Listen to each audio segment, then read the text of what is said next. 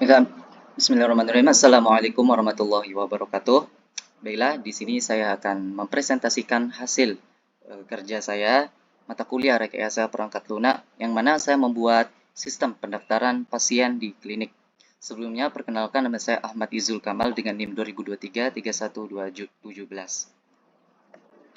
Langsung saja, yang pertama itu di sini terdapat use case yang mana ada 3 aktor, yakni pasien sebagai aktor utama, terus terdapat staf pendaftaran, dan terdapat dokter.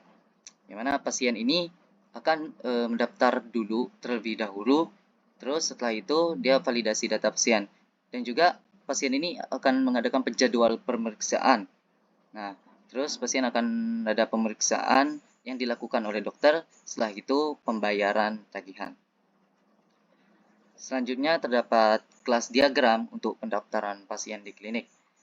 Ada kelas pembayaran, staf pendaftaran, kelas jadwal, kelas dokter, kelas pasien, dan rekam medis.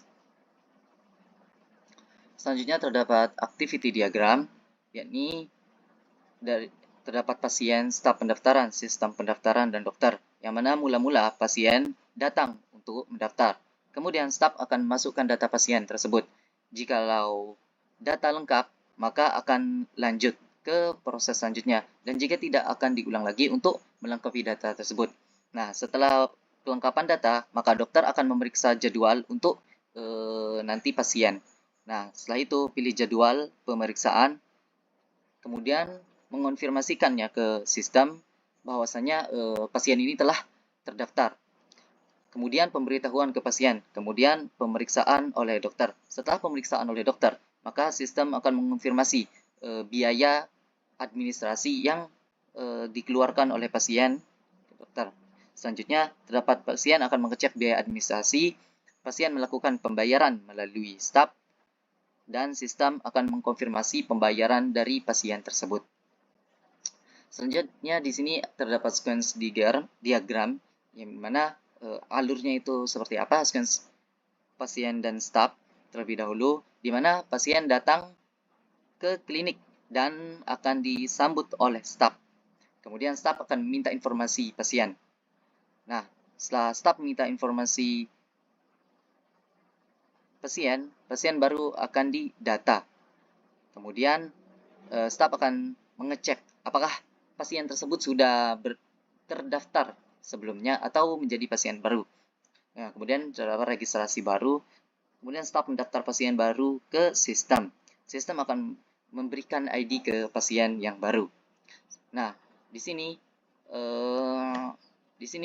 setelah melewat fase itu, maka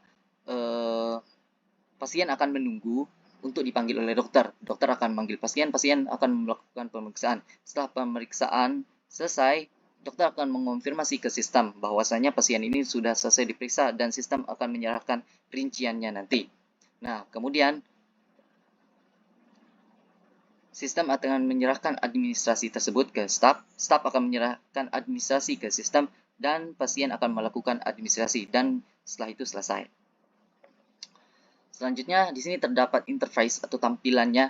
Nah, ini adalah salah satu interface yang saya buat, yang mana ketika pasien baru atau sudah lama akan menampilkan selamat datang di klinik Damai Pesona, akan memasukkan phone, email atau lainnya, kemudian password dan login.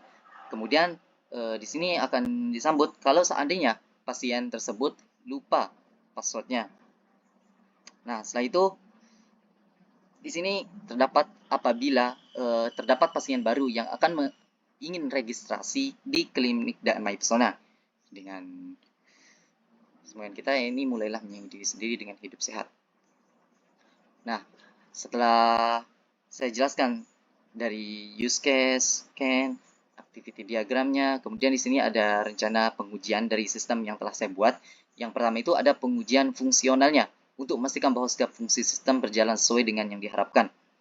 Yakni terdapat pendaftaran pasien baru yang apabila pasien baru ini baru berkunjung ke klinik Damai Pesona, terus verifikasi status pasien baru tadi akan memverifikasi statusnya. Terus ada pendaftaran jadwal dan dokter, untuk bisa juga untuk pendaftaran seperti konsultasi ke dokter, terus pemberian nomor antrian, dan terakhir proses pembayaran. Nah, itu adalah pengujian fungsional, dan terdapat juga pengujian non fungsional, yakni memastikan bahwa sistem memenuhi standar kualitas lain seperti kinerja, keamanannya, dan lain-lain. Nah, di sini tuh terdapat pengujian kinerja, performance testing, terus pengujian keamanan, security testing, dan pengujian kegunaan, usability testing. Dan selanjutnya terdapat rencana pemeliharaan, yang dimana sistem saya ini akan terus memperbarui perangkat lunak, mengecek rutinitas database-nya, pengecekan rutin server, pembaharuan dan perbaikan UI UX-nya, dan terakhir penyesuaian fitur baru. Dan terakhir, terima kasih apabila terdapat kesalahan dalam penyampaian kata dan kurang berkenan. Mohon dimaafkan. Wabillahi taufiq wal hidayah. Wassalamualaikum warahmatullahi wabarakatuh.